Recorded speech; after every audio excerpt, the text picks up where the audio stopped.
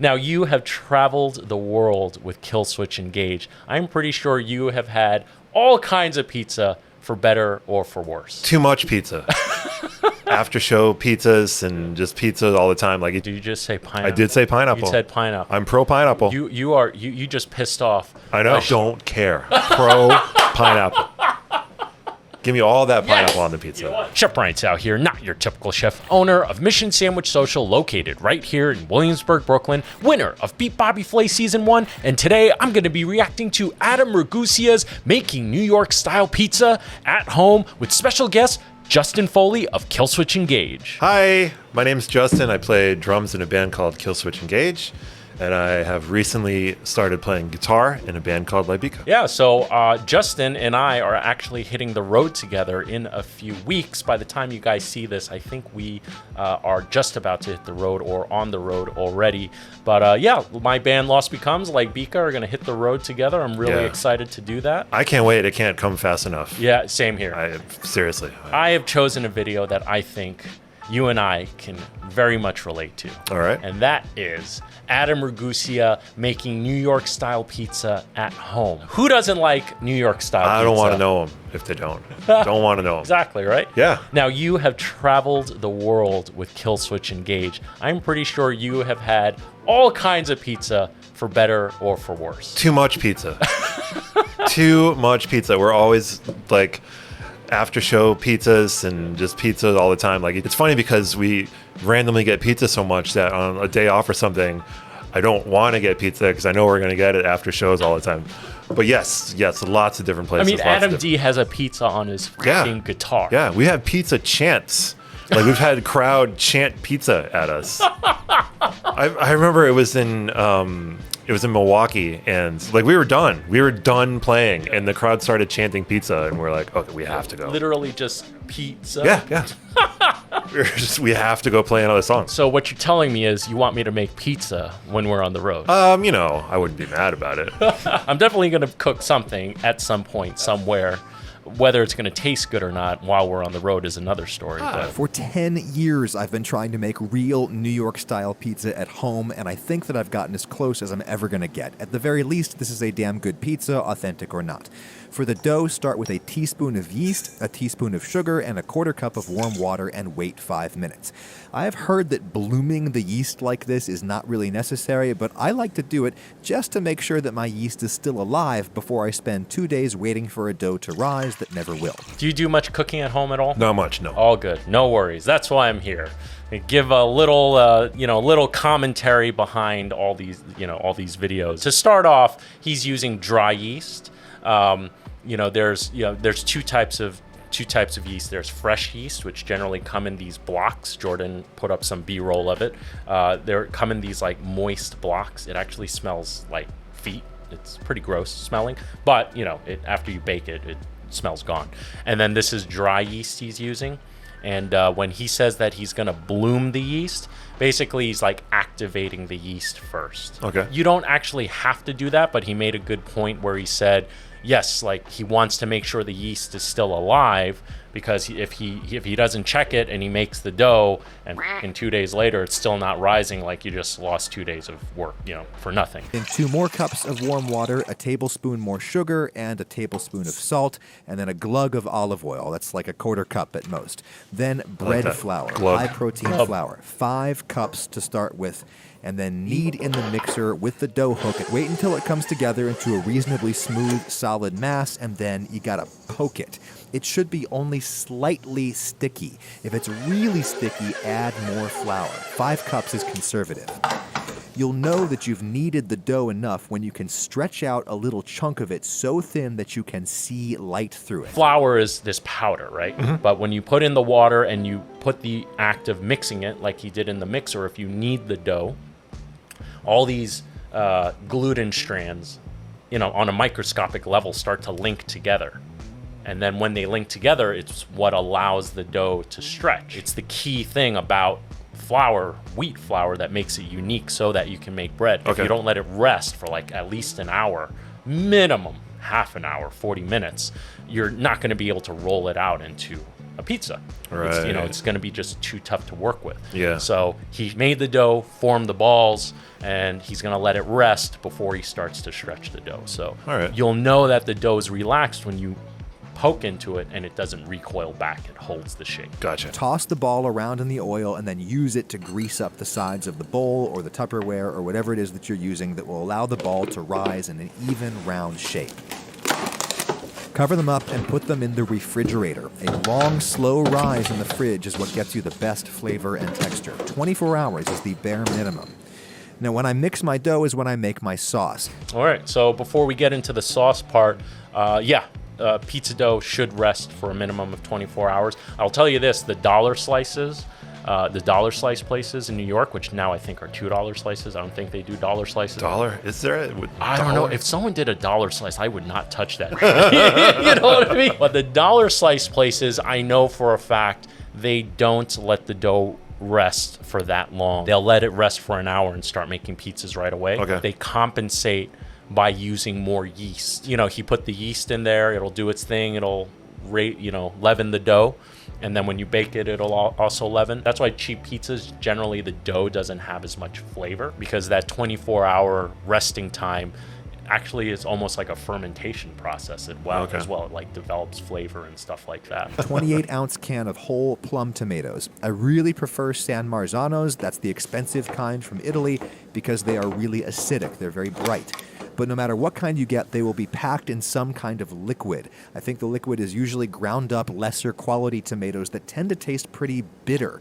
So I fish the whole tomatoes out into a bowl and I throw away the liquid. I don't really agree with that, but I want to ask you more about your travels to Italy and, the tomatoes and the pasta sauces and stuff like that. What was it like? Have you done any cooking while in Italy, or are you mainly a consumer while out there? Oh, definitely consuming. So you said the pizza was just okay, but what stands out to you as far as your time out there? Yeah, I went on a vacation out there, and I couldn't eat enough carbonara every day. Every day. That's all I wanted. Every place that I went. Love carbonara. Yeah, it was unbelievable. Just rich and that light touch of fresh cracked black pepper. Yeah, so good. So good. I mean, I could live off that every day. Anything else you had out there that stands out to you? I went with my girlfriend, and we would go to places, and they would just bring us. Usually, a lot of places would just bring you bruschetto right when you sit down, and it was awesome. So now we're in the tomato realm of this part. It's kind of reminded me of that, which was really, really good. I mean, San Marzano tomatoes are world renowned. I would say probably the best tomatoes for Italian cooking, but I would say some of the best tomatoes, period. He said that, San Marzano tomatoes are prized for their acidity. I actually would say in my opinion, they're more prized for their actual balance. It's sweet, it's acidic, it's got full flavor. When they pick fucking Italians got the art of canning tomatoes down to a goddamn science. It's so consistent. Some years you'll have slightly sweeter tomatoes, some years you'll have slightly more acidic tomatoes, but generally you can expect real consistent tomatoes year after year after year, and they're just... I'm weird with tomatoes too. I remove them from food all the time. Oh, really? Yeah. I would say that I more often than not don't like tomatoes, but sometimes they really hit the spot. And I really don't like them when they make something soggy that I don't want to be soggy. So that's the thing. Like in a sandwich? You could just squish them with your hand, but I like a smooth texture, so I use my stick blender. And I put in a pinch of sugar, a glug of olive oil. That really improves the flavor of the olive oil. And then I put in a lot of dried oregano, which I think is the defining herb of New York-style pizza. That I agree Finally, with. I put 2 or 3 tablespoons of tomato paste in. Without the tomato paste, the sauce is never intense enough. Though if you put in too much, it spoils that fresh, raw tomato taste that you get from, the plum tomatoes. Tomato paste is, of course, just heavily cooked and reduced tomato sauce. So I stir it up and I add more tomato paste until it looks just thick enough to me. That is enough for 4 pizzas. That's enough for 4 pizzas, huh? Yeah. Looks like a little bit to me. Well, I'm assuming from the size of those balls, he's making personal size pizzas. Yeah, I think he said he was only comfortable with 12 or 13 inch or he could only cook 12 or 13 inch with his things. You know, he's clearly. Yeah, I guess that's smaller. Yeah, he's clearly doing this from his home kitchen. So, you know, each pizza doesn't need as much sauce as you may think. You know, also too much sauce will make the dough soggy. What other pizza sauces do you get into? Because I really love a good pesto sauce and like a barbecue sauce, like barbecue base or something. Like, I prefer that even to tomato. Really? Usually, yeah. Barbecue? Like a barbecue base. Uh-huh. Yeah, I definitely get down with Well, tell me more about this barbecue-based pizza. Another thing at my pizza place, at Tavola Pizza, is shout out to Tavola Pizza. Shout out Florida. to Tavola and Rob. Is you just make your own stuff, and I think last time we went there, if I remember right, we got barbecue base, ricotta dollops, and pineapple, and I think we had mushroom. Maybe. Wait. Did you just say pineapple? I did say pineapple. You said pineapple. I'm pro pineapple. You just pissed off. I know. A ton of people out there. Don't care. Pro pineapple. Give me all that pineapple on the pizza. You know what? I'm not gonna lie. I recently did have a pineapple ham pizza that I thought was pretty freaking bomb. Yeah. I was always against it. Yeah. But this particular pineapple pizza, they did it with like some freaking, Spanish ham and like a fresh made pineapple compote that they put on. It was a homemade thing that a friend made for me. And I thought it was freaking awesome. Yeah. So you heard it from here. Chef Brian Tsao, liking pineapple on pizza. Internet has completely discredited me as any type of chef. But I'm going to stand with Justin on this one. Yeah, I don't care. Unsubscribe. People are unsubscribing like Chris.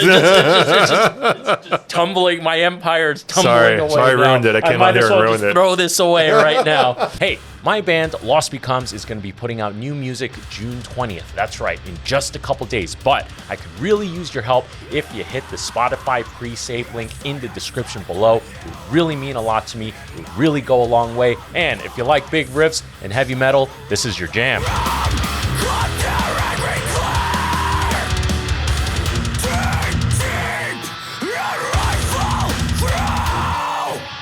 If you like what you hear, make sure you catch Lost Becomes on tour, as mentioned earlier, together with Lybica featuring Justin Foley of Killswitch Engage. Tour kicks off June 29th. Hope to see you there. I do want to point out that his sauce, I don't think he's going to cook it, which is actually the right way to do it. Pizza sauce is like a pasta sauce, right? Every Italian family does it a little differently, but every pro that I know that makes pizza, they never cook their sauce. Okay. Canned tomatoes. He put in oregano, and he said he's going for the New York thing, so I agree with him. Like, dried oregano is one of those quintessential dried herbs that really make a New York style, gives it that aroma, but you don't cook the tomato sauce. This is my pizza stone. Okay, pizza You really stone. need one of these, and you should get the biggest one that'll fit in your oven. In my oven, I get the best results on an upper middle rack position, though that took some experimenting. Every oven is different. Mm-hmm. If you have a convection setting, use that. It'll help with the browning of the cheese. So are you familiar with convection versus conventional Yes, oven? Okay, yeah, convection has the air blowing. He mentioned that he puts it on the upper rack of the oven. Hot air rises, cold air sinks. Now, the heating element for these types of ovens generally come from the bottom, but I think, again, the heat rises, so I think the combination of the convection setting on his oven, probably like the upper top part is where he's getting the most intense heat to get as much char on that pizza as possible. I say if you're making pizza at home, you should get a pizza stone. They're not expensive, and I think if you do plan to make pizza semi-regularly, it's definitely a worthy investment. Yeah, I have done that. I have a pizza stone. Oh, you have a pizza stone? I do have a pizza stone. I've done it a handful of times, and it's great. Like, it's easy. It's world of a difference. Totally. And I do want to talk a little bit more about like his dough, though. That dough seemed a bit dry. I think it'll definitely work, but for me, a dough should be a lot softer. And if you saw, it kind of like pulled away at it. So I'm very curious to see how it comes out when he's ready to form the pizza. No matter how fast it comes up to temperature, let it sit and preheat for 1 full hour. Because this is not just about heating the oven, it's about heating the stone. Okay. The stone has got to get rocket hot, and it's very dense, so it takes a while. preheat for a full hour. Yep. Time to think about cheese, and yes, I Cheese use sticks. string cheese. It is ridiculous, but where I live, this is the only form in which I can get whole milk, low moisture mozzarella. Okay. Yeah. If it's part skim, it won't taste right. If it's not low moisture, the pizza will be soggy. Now, you can probably buy a block of whole milk, low moisture mozzarella in your city. I have to make do with these stupid sticks. But so there are all types of mozzarella, right? There's mozzarella that comes in blocks that you shred, and I totally agree with him. Whole milk, low moisture, particularly for New York style pizza, you want to go with low moisture, which is very different from a buffalo mozzarella, or fresh mozzarella that's submerged in water that has a ton of moisture. If you want to do more like a Neapolitan, I can never pronounce it right, like a margarita slice, right? Yeah, sure, you can use the fresh mozzarella, but generally you want to slice that thinner or break it up into smaller chunks and spread it around, because if you put these big slices, it has so much moisture, it's going to form like a pool of liquid on your dough, and then it's not going to crisp up enough. Right. Also grate up some Parmesan or Pecorino to put under the mozzarella layer, which I think is traditional in the higher quality New York style places. All right, that's key. Higher quality places, I do see them put on like just a tiny bit of Parmesan cheese. Okay. Generally though, like your average places where, most places they don't, and they'll just give you the Parmesan in the container, and you put it on yourself. Right. But, and I got to keep reminding myself he's not making artisan pizza. He's making New York style pizza, which is its own animal. Right. Let me know in the comments below what's your favorite type of pizza. Yeah, you really need one of these too. Then you have to dust it with something so that the pizza won't stick. Semolina or cornmeal would be traditional, I think, but I have found that coarse ground whole wheat flour works best. It does the job without adding any gritty texture. Now get out your dough ball. That smooth top is going to be the bottom of the pizza. This rough underside will be the top because it'll better adhere to the sauce and the cheese. I start by just going around and forming the cornice. That's the fluffy outer ring of crust. Never smash it down, otherwise it'll never fluff up. Then I just stretch out the dough with my hands. You could toss it in the air like a boss. That dough is very, very dry. It could definitely use a lot more moisture. And, see the burn mark on his hand? Oh, yeah. The man's been cooking. All right, okay, got some scars. I respect that. I think this was from last year. That's a doozy. Still there, yeah. Yeah, I'm a chef for 20 years. I burn myself once in a while, okay? Generally, especially for new people, like when they do the pizza flipping, that's for show. Like you don't have to be flipping the pizza in the air. It does look cool, though. It does look sick, though. Yeah, it's pretty badass. Like if you had to choose between two pizza places and there was one guy flipping the shit, I'm going there. I'd go to the flip. Yeah. You'll know that you've got it thin enough when, again, you can see light through it. Mm-hmm. Okay. Once you lay it down on your peel, you have to work fast. Otherwise, the dough will bond to the wood and you'll never be able to slide it off into the oven. Put your sauce on. I like lots of sauce. Then the Parmesan layer. This really improves the flavor of the pizza, makes it much more rich. So he did not cook the sauce, which I'm very glad to see. There was a time in my life where I was basically using marinara sauce for my pizzas, which I was soon corrected by certain friends of mine. Now I will tell you that the way I like to make my pizza sauce: raw San Marzano tomatoes, touch of salt, some really high quality extra virgin olive oil. And then just take a few cloves of garlic and put it through one of those crushers, raw, and just put it in, and that's it. Simple, easy peasy. His sauce, he put in a little sugar. I don't think he put in any garlic. I think he put in some basil, or maybe that's just from the tomatoes. But, I don't hate his sauce either. Again, everybody does it a little differently. When he says work quick, how quick is quick? I would say he should have this pizza assembled within 3 minutes. Oh, okay. Then put on your mozzarella and really take pains to get it on evenly all over. Otherwise, it won't melt or brown. String cheese. When you're done, pick up the peel and shake it back and forth. Okay. Make sure nice attention to detail. Release when you take it to the oven. Yeah. You got to be able to do this with some confidence, like flipping an egg. That's pretty smooth. It should only take 5 or 6 minutes to bake. The trick is waiting for the cheese to brown, but not so long that the cheese overheats and starts to separate, and you get a lot of that orange grease layer oozing out. Some separation is inevitable. I would disagree with that. I think every New York slice is pretty greasy. Yeah. You know what I mean? Absolutely, right? is. There has I don't recall having a slice of New York pizza where it wasn't greasy, like where you hold it like this and the grease didn't. Yeah, and like when you look at the plate when you're done, and you can see through the plate. Yeah. One more thing I thought about as I was watching this pizza cooking, I forgot to mention the why about you don't cook the pizza sauce. And one of the main reasons is you basically don't want to cook it twice. You're right. Because the pizza is so thin, and you have this sauce, it's going on this hot surface, whether it's a pizza stone or whether it's in a brick oven or whatever, it's gonna cook instantly. You know, so it's going, you're gonna intensify the flavor enough. And also thinking about it, you know, with his tomato sauce, he put in a bunch of tomato paste, and I have to remind myself this is a New York style pizza.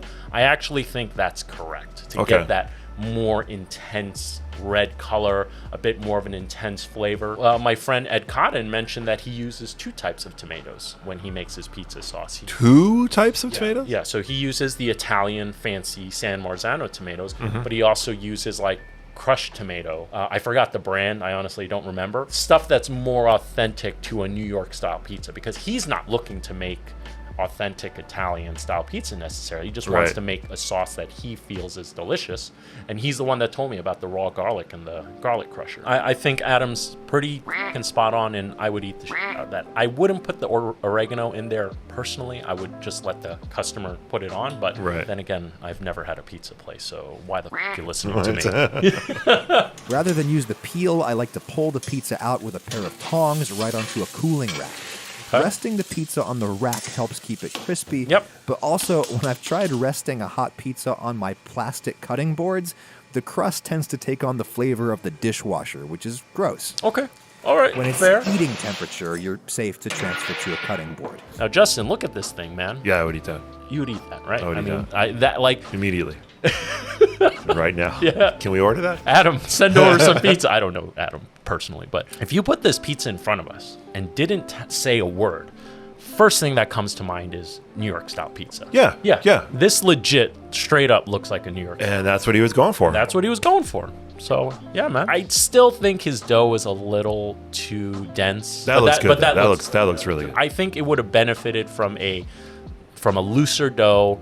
Now, this pizza is very fresh, so it's still very crispy. And, you know, for anyone out there, if you get the pizza delivered to you, by the time the pizza comes to you, generally it's no longer crispy. It's been sitting in the box and the dough gets soft, right? But, you know, I'm sure you've had pizza at the pizzeria land from the oven to your table is like it's still crispy on the bottom. But a softer dough would have created a softer crust at the end of the day. And that's still what I prefer. That's what you get from heating the stone for a long time. Yep. So there you go. I really think this gets me very close to my favorite. You'll notice he also let the pizza rest enough because look at the cheese. It's not running off. Yeah, the cuts are really clean. Cuts are very clean. This guy really he took just really well thought out. Everything from the pizza peel, pre-shaking it before he even went to the oven, to taking it off onto the rack, letting it rest, then transferring it over. Like, he really thought this through. And so let me ask you this about pizzas. So let's say you have a pizza like a real big one, it's a rectangle or whatever, and it's got middle slices, it's got edge, it's got a corner, like a 90 degree corner. I know what the question. Which one are you going in for at first? Sicilian. Listen, I'm born and raised New Yorker. I lived a short time in Asia, but born and bred New Yorker. If I'm going to my local pizzeria around here, if the Sicilian pie came out fresh, I'm going for the corner. If it's been sitting there for a while, I go for the middle. 100% agree. Exactly. Exactly agree with that. Yeah. Right? Yes. World of a difference. Because if it's been sitting out, that corner piece is dense as at that point. Yeah. Right?